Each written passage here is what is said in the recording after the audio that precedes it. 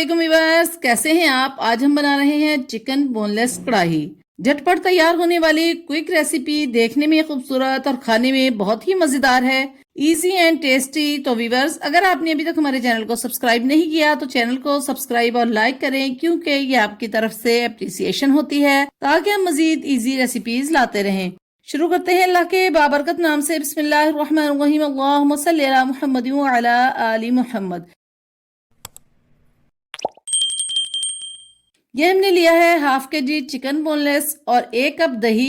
इसमें ऐड करेंगे spices, half tablespoon salt, half tablespoon लाल मिर्च पाउडर, हाफ टी स्पून हल्दी पाउडर, हाफ टी स्पून धनिया पाउडर, हाफ टी स्पून जीरा पाउडर, हाफ बड़े नींबू का रस। तमाम मसालों को अच्छे तरीके से मिक्स करके चिकन में डालकर मैरिनेट करके कम से कम आधा घंटा और ज्यादा से ज्यादा 2 घंटे के लिए रेफ्रिजरेटर में रख देंगे। मैरिनेट करने से चिकन बोनलेस कढ़ाई सॉफ्ट एंड स्पाइसी बनती है।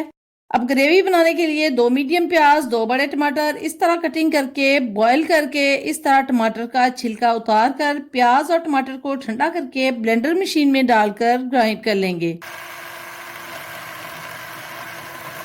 अब कढ़ाई में 3 टेबलस्पून कुकिंग ऑयल डालकर गर्म करेंगे और मैरिनेट किया हुआ चिकन डालकर चम्मच चलाएंगे और हाफ टेबल स्पून अदरक कुटा हुआ डालेंगे और हाफ टेबल स्पून लहसुन पाउडर डालकर चम्मच चलाएंगे और तेज आंच पर पानी को खुश्क करके टमाटर और प्याज का पेस्ट डालकर चम्मच चलाएंगे। तकरीबन 2 से 3 मिनट तक के लिए तेज आंच पर पकाएंगे।